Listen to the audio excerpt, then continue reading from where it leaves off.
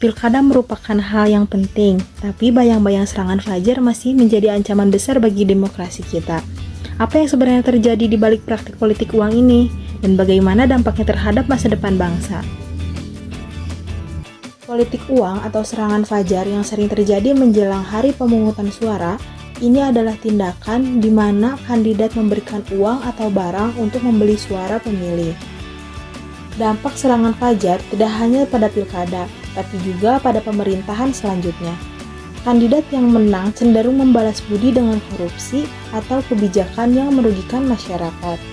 Di pilkada sebelumnya, laporan politik uang mencapai angka ratusan, sebagaimana hal itu terulang pada hari ini. Jadi mari kita simak video berikut ini. Satu hari jelang pilkada serentak ternyata malah ditemukan ratusan amplop berisi uang dan juga kaos salah satu paslon. Praktek politik uang masih terjadi ternyata dan kali ini melibatkan seorang kepala dinas.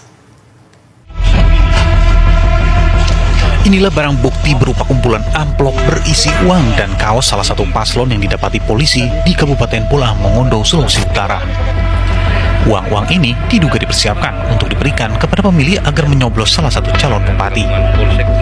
Mirisnya, ternyata pelakunya adalah seorang kepala dinas di lingkup pemerintah Kabupaten Pulau Mongondo. Tidak hanya di mobil, saat didatangi rumahnya, ternyata barang bukti lainnya juga ditemukan. Temuan apa yang dilaksanakan oleh Polres kemarin itu akan dilaporkan ke Bawaslu dan Bawaslu akan membahas di sentra penegakan hukum terpadu.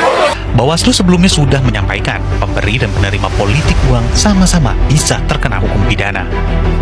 Juandri Paputungan melaporkan dari Bola Mongondo, Sulawesi Utara. Ada beberapa langkah yang bisa kita lakukan, seperti yang pertama, edukasi kepada masyarakat.